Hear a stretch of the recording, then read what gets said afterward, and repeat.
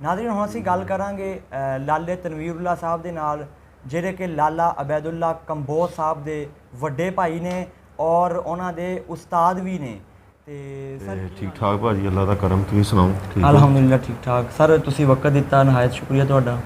ਤੁਹਾਡਾ ਵੀ ਸ਼ੁਕਰੀਆ ਜਨਾਬ। बहुत शुक्रिया। अच्छा सर, तुसीं कबड्डी दा आगाज़ तुसीं कदों कीता सी? मैं तकरीबन 97-98 97-98 ਚ ਕੀਤਾ। ਉਦੋਂ ਕਬੱਡੀ ਇੰਨੀ ਆਮ ਨਹੀਂ ਸੀ, ਤੁਹਾਨੂੰ ਕਿਵੇਂ ਸ਼ੌਕ ਪੈਦਾ ਹੋਇਆ? ਸਾਡੇ ਵਾਲਿਦ ਸਾਹਿਬ ਵੀ ਖੇਲਦੇ ਸੀ, ਉਹਨਾਂ ਨਾਲ ਕੁਛ ਮੇਰੇ ਤੋਂ ਵੱਡਾ ਭਾਈ ਖੇਲਦਾ ਸੀ ਠੀਕ। ਤੇ ਉਹਨੇ ਮੈਨੂੰ ਲਾਇਆ ਕਬੱਡੀ ਤੇ ਵੀ ਆਪਾਂ ਕਬੱਡੀ ਖੇਲਿਆ ਕਰੀਏ ਦੋ। ਮੁੜ ਕੇ ਫਿਰ ਗਾਂ ਛੋਟੇ ਭਾਈ ਵੀ ਤਿਆਰ ਹੋ ਗਏ। ਠੀਕ। ਤੁਸੀਂ ਕਿੰਨੇ ਸਾਲ ਕਬੱਡੀ ਖੇਡੀ? ਤਕਰੀਬਨ ਮੈਨੂੰ 20 ਸਾਲ ਖੇਲੀ ਕਬੱਡੀ। 20 ਸਾਲ ਹੋ ਗਏ ਕਬੱਡੀ ਖੇਡਦੇ ਨੂੰ। ਤੁਸੀਂ ਤੁਹਾਡਾ ਕੋਈ ਐਸਾ ਮੈਚ ਜਿਹਦੇ ਵਿੱਚ ਤੁਸੀਂ ਮਾਯੂਸ ਹੋ ਗਏ ਹੋ ਕਿ ਯਾਰ ਅੱਜ ਮੈਂ ਬਹੁਤ ਮਾੜਾ ਮੈਚ ਖੇਲਿਆ, ਅੱਜ ਤੋਂ ਬਾਅਦ ਕਬੱਡੀ ਨਹੀਂ ਖੇਡਣੀ, ਤੁਹਾਨੂੰ ਕਿਸੇ ਨੇ ਹੌਸਲਾ ਦਿੱਤਾ ਹੋਵੇ ਕੋਈ ਐਸਾ ਜ਼ਿੰਦਗੀ 'ਚ ਮੈਚ? ਇੱਦਾਂ ਦਾ ਕੋਈ ਮੈਚ ਨਹੀਂ ਆਇਆ ਤੇ ਜਿੱਥੋਂ ਮਹਿਸੂਸ ਹੋਇਆ ਹੀ ਹੈ। ਬਾਕੀ ਕਬੱਡੀ ਜਿਹੜੀ ਹੈ ਜਿੱਤ ਹਾਰ ਹੁੰਦੀ ਰਹਿੰਦੀ ਹੈ। ਬਿਲਕੁਲ। ਸਪੋਰਟਸਮੈਨ ਦਾ ਦਿਲ ਵੱਡਾ ਹੁੰਦਾ। ਹਾਰ ਜੇ ਤੈਨੂੰ ਬਰਦਾਸ਼ਤ ਕਰਨੀ ਪੈਂਦੀ ਹੈ। ਜੇ ਹਾਰ ਹੀ ਨਾ ਬਰਦਾਸ਼ਤ ਹੋਈ ਤੇ ਉਹ ਸਪੋਰਟਸਮੈਨ ਕਾਹਦਾ ਬਣੇਗਾ? ਬਿਲਕੁਲ। ਸਰ ਲਾਲਾ ਅਬੈਦੁੱਲਾ ਕੰਬੋਜ ਨੂੰ ਤੁਸੀਂ ਕਬੱਡੀ ਦੇ ਵਿੱਚ ਲਿਆਉਣ ਵਾਲੇ ਆ, ਤੁਸੀਂ ਉਸਤਾਦ ਵੀ ਆ।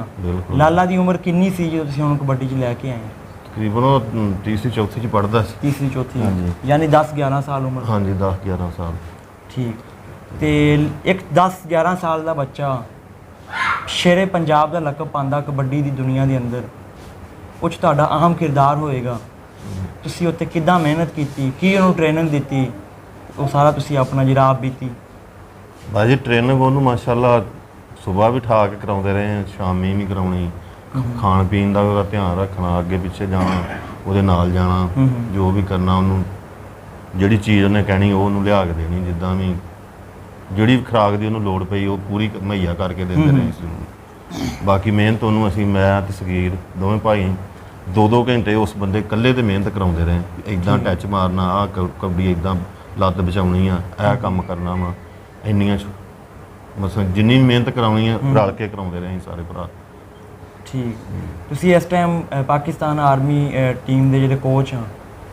ਇਸ ਵਕਤ ਤੇ ਮੈਂ ਆਰਮੀ ਤੋਂ ਰਿਟਾਇਰ ਹੋ ਚੁੱਕਿਆ। ਠੀਕ। ਤੇ ਪਹਿਲੇ ਮੈਂ ਟ੍ਰੇਨਿੰਗ ਕਰਾਉਂਦਾ ਰਿਹਾ ਆਪਣੀ ਯੂਨਿਟ 'ਚ ਵੀ, ਬਾਕੀ ਆਰਮੀ ਦੀਆਂ ਕਾਫੀ ਯੂਨਿਟਾਂ ਜਿੱਥੇ ਵੀ ਕਿਸੇ ਨੇ ਬੁਲਾਇਆ ਉੱਥੇ ਜਾ ਕੇ ਕੋਚਿੰਗ ਕਰਾਈ ਹੈ, ਟ੍ਰੇਨਿੰਗ ਕਰਾਈ ਹੈ। ਤੁਹਾਡਾ ਕੋਈ ਯਾਦਗਾਰ ਮੈਚ? ਯਾਦਗਾਰ ਮੈਚ ਇੱਕ 217 'ਚ ਹੋਇਆ ਸੀ। 217 ਸਮੁੰਦਰੀ ਦੇ ਲੱਗ ਗਿਆ 217 ਤਕਰੀਬਨ। ਉੱਥੇ ਸਾਰਾ ਹੀ ਪਾਕਿਸਤਾਨ ਇੱਕ ਬੰਨੇ ਤੇ ਅਸੀਂ, ਸਾਡੇ ਨਾਲ ਇੱਕ ਮਨਸ਼ਾ ਗੁੱਜਰ ਸੀ, ਮੁੰਡਾ 65 ਦਾ, ਮਾਨੀ 65 ਵਾਲਾ ਨੂੰ ਉਹ ਸਾਡੇ ਨਾਲ ਖੇਲਿਆ ਤੇ ਆਪਣਾ ਕਲੱਬ ਸੀ। ਤੇ ਮੈਚ ਤੇ ਅਸੀਂ ਲੂਜ਼ ਕਰ ਗਏ ਤੇ ਬੈਦੁੱਲਾ ਸਭ ਤੋਂ ਤਗੜਾ ਮੈਚ ਸੀ, ਪਹਿਲਾ ਮੈਚ ਸੀ ਤੇ ਮਾਸ਼ਾਅੱਲਾ ਅਸੀਂ ਮੈਚ ਤੇ ਲੂਜ਼ ਹੋ ਗਏ ਪਰ ਮੈਚ ਬਹੁਤ ਤਗੜਾ ਖੇਲਿਆ। ਉਹਦੇ 'ਚ ਮੈਂ 5-6 ਜੱਫੇ ਮਾਰੇ ਸੀ। ਉਦੋਂ ਵੱਡੇ ਮੁੰਡੇ ਕਲੱਬ ਦੇ ਵੱਡੇ ਮੁੰਡੇ ਖੇਡੇ, ਸਦੀਕ ਭੱਟ ਹੋਣੀ, ਕਾਸੂ, ਅਖਤਰ ਪਠਾਨ, ਇੱਦਾਂ ਕਰਕੇ ਕਾਫੀ ਮੁੰਡੇ ਜਿਹੜੇ ਖੇਡੇ ਸੀਗੇ ਵੱਡੇ। ਤੁਸੀਂ ਜਾਤੀ? ਹਾਂਜੀ। ਪਹਿਲੇ ਮੈਂ ਕਬੱਡੀਆਂ ਪਾਉਂਦਾ ਸੀ ਤੇ ਫਿਰ ਮੇਰੇ ਗੋਡੇ ਨੂੰ ਸੱਟ ਲੱਗ ਗਈ ਤੇ ਫਿਰ ਮੈਂ ਜੱਫੇ ਮਾਰਨ ਲੱਗ ਪਿਆ। ਫਿਰ ਸਗੀਰ ਸਾਈ ਤਿਆਰ ਹੋ ਗਿਆ, ਫਿਰ ਬੈਦੁੱਲਾ ਵੀ ਹੋ ਗਿਆ, ਫਿਰ ਮੈਂ ਤੇ ਮੇਰੇ ਤੋਂ ਵੱਡਾ ਅਸੀਂ ਜੱਫੇ ਲਾਉਣ ਲੱਗ ਪਏ। ਫਿਰ ਮਗਰ ਸੈਫੁੱਲਾ ਵੀ ਤਿਆਰ ਹੋ ਗਿਆ। ਜਿਹੜੇ ਲੋਕ ਕਬੱਡੀ ਖੇਡਣਾ ਚਾਹੁੰਦੇ, ਸਾਡੇ ਨਾਜ਼ਰੀਨ ਨੂੰ ਕੋਈ ਪੈਗਾਮ ਦੇਣਾ ਚਾਹੋਗੇ? ਪੈਗਾਮ ਇਹ ਹੀ ਹੈ ਵੀ ਸਾਰੇ ਜਿੰਨੇ ਮੇਰੇ ਤੋਂ ਛੋਟੇ ਸਾਰੇ ਵੀਰ, ਇਹੀ ਪੈਗਾਮ, ਮਿਹਨਤ ਕਰਨ, ਆਪਣਾ ਸ਼ੌਕ, ਮਿਹਨਤ ਇੰਨੀ ਕਰਨ ਵੀ ਸ਼ੌਕ ਪੈਦਾ ਕਰਨ, ਆਪਣੇ ਆਪ 'ਚ ਮਿਹਨਤ ਕਰਨ ਤੇ ਅੱਗੇ ਵਧਣ। ਇੰਨੀ ਮਿਹਨਤ ਕਰਨ ਵੀ ਲੋਕ ਕਹਿਣ ਵੀ ਇਹ ਤਾਂ ਪਾਗਲ ਹੈ, ਇਹਨੂੰ ਦਿਨ ਰਾਤ ਮਿਹਨਤ ਹੀ ਕਰਦਾ ਫਿਰਦਾ। ਤੇ ਜਿਹੜੇ ਰਾਤ ਨੂੰ ਕੱਛਾ ਚੱਕ ਕੇ ਸੁਬਾਹ ਨੂੰ ਕਹਿੰਦੇ ਅਸੀਂ ਉੱਠੀਏ, ਕੱਛਾ ਪਾ ਕੇ ਸੋਈਏ, ਸੁਬਾਹ ਉੱਠੀਏ ਅਸੀਂ ਕਬੱਡੀ ਪਲੇਅਰ ਬਣ ਜਾਈਏ, ਰਾਤੋਂ ਦਿਨ ਨਾ ਚੜ੍ਹੇ, ਇੱਦਾਂ ਨਹੀਂ ਹੋ ਸਕਦਾ। ਰਾਤੋਂ ਦਿਨ ਪਲੇਅਰ ਨਹੀਂ ਬਣਿਆ, ਮਿਹਨਤ ਕਰਨੀ ਪੈਂਦੀ, ਕਮ ਸੇ ਕਮ 4-5 ਸਾਲ 4-5 ਸਾਲ ਜੀ ਸਟਰਗਲ ਕਰਨੀ ਪੈਂਦੀ।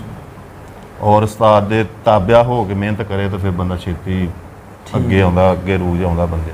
ਠੀਕ। ਤੁਹਾਡੇ ਉਸਤਾਦ? ਸਾਡੇ ਉਸਤਾਦ ਗੁਲਾਮ ਗਾਮੀ। ਠੀਕ ਹੈ। ਇਸ ਟਾਈਮ ਹਯਾਤ ਆ? ਹਾਂਜੀ। ਅੱਛਾ। ਤੁਸੀਂ ਵੀ ਬਾਹਰਲੇ ਮੁਲਕ ਖੇਲੇ? ਨਹੀਂ, ਮੈਂ ਬਾਹਰ ਨਹੀਂ ਖੇਲਿਆ, ਇੱਥੇ ਪਾਕਿਸਤਾਨ 'ਚ ਖੇਲਿਆ। ਪਾਕਿਸਤਾਨ में खेले।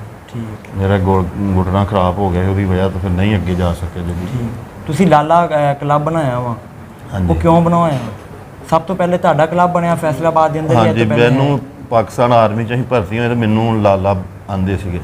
ਸਾਨੂੰ ਫਿਰ ਦੋਵਾਂ ਭਾਈਆਂ ਨੂੰ ਲਾਲਾ ਸਗੀਰ, ਪਹਿਲਾਂ ਮੈਨੂੰ ਇਕੱਲੇ ਨੂੰ ਲਾਲਾ, ਫਿਰ ਆਖਣ ਲੱਗ ਪਏ ਛੋਟਾ ਲਾਲਾ ਤੇ ਵੱਡਾ ਲਾਲਾ। ਫਿਰ ਅਸੀਂ ਲਾਲਾ ਕਬੱਡੀ ਕਲੱਬ ਬਣਾ ਲਿਆ ਆਪਣਾ। ਠੀਕ। ਹਾਂਜੀ 2007-8 ਚ ਫਿਰ ਬੈਦਲਾਂ ਨੂੰ ਵੀ ਲਾਲਾ ਕਹਿੰਦੇ, ਇਦਾਂ ਕਰਕੇ ਫਿਰ ਕਲੱਬ ਸਾਰੇ। ਦੇ ਵਿੱਚ ਕੀ ਸਹੂਲੀਅਤ ਦਿੰਦੇ ਆ? ਯਾਨੀ ਅਗਰ ਕੋਈ ਆਂਦਾ ਭਰਤੀ ਹੋਣ, ਉਹਦਾ ਕੋਈ ਤਜਰਬਾ ਹੋਵੇ ਜਾਂ ਉਹ ਡਾਇਰੈਕਟ ਮੈਂ ਕਬੱਡੀ ਕਦੀ ਨਹੀਂ ਖੇਲੀ, ਮੈਂ ਆ ਕੇ ਤੁਹਾਡੇ ਕਲੱਬ 'ਚ ਭਰਤੀ ਹੋ ਸਕਦਾ? ਬਿਲਕੁਲ ਹੋ ਸਕਦਾ, ਜਿਹੜਾ ਮਰਜ਼ੀ ਬੰਦਾ ਆ ਜਾਏ, ਉਹਨੂੰ ਮਿਹਨਤ ਕਰਾਉਂਦੇ ਆ, ਉਹਨੂੰ ਰੈਸ਼ ਦਿੰਦੇ ਆ। ਅੱਛਾ ਅੱਛਾ। ਜਿਮ ਬਣਾਇਆ, ਗਰਾਊਂਡ ਬਣਾਇਆ, ਹਰ ਚੀਜ਼ ਦੀ ਉਹਨੂੰ ਸਹੂਲਤ ਟ੍ਰੇਨਿੰਗ ਦੀ, ਔਰ ਇਨਸ਼ਾਅੱਲਾ ਜਿੰਨੇ ਯੋਗ ਹੋਏ ਖਾਣਾ ਵੀ ਦੇਵਾਂਗੇ, ਰੈਸ਼ ਵੀ ਦੇਈਦੀ ਆ। ਠੀਕ। ਹਾਂਜੀ ਸਰ ਬਹੁਤ ਸ਼ੁਕਰੀਆ ਤੁਸੀਂ ਟਾਈਮ ਦਿੱਤਾ। ਥੈਂਕ ਯੂ ਜੀ। ਨਾਜ਼ਰੀਨ, ਦੁਨੀਆ ਤੇ ਕਬੱਡੀ ਸਾਵਾਂ ਦੀ ਜੰਗ ਏ, ਇੱਜ਼ਤ ਤੇ ਲਾਲਚ ਭਰਾਵਾਂ ਦੀ ਜੰਗ ਏ। ਸ਼ੇਰਾਂ ਦੇ ਜੁੱਸੇ ਨੇ ਤਸਵੀਰ ਦਿਸਦੇ, ਮਾਵਾਂ ਦੇ ਪੀਤੇ ਹੋਏ ਸ਼ੇਰ ਦਿਸਦੇ। ਕਿਤੇ ਕੋਈ ਪਾਉਂਦਾ ਏ ਰੇਡਾਂ ਤੇ ਰੇਡਾਂ, ਹਰ ਕੋਈ ਚਾਹੁੰਦਾ ਏ ਕਬੱਡੀ ਮੇ ਖੇਡਾਂ। ਟੁਰ ਗਈ ਏ ਲੱਖਾਂ ਤੇ ਕਰੋੜਾਂ ਤੇ ਕੋਡੀ, ਸ਼ਾਲਾ ਪਾਉਂਦੀ ਰਵੇ ਜੋੜਾਂ ਤੇ ਕੋਡੀ।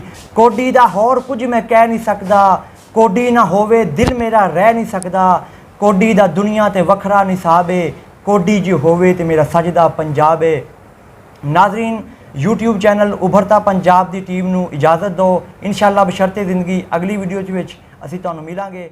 ਰੱਬ ਰਾਖਾ ਜੀ।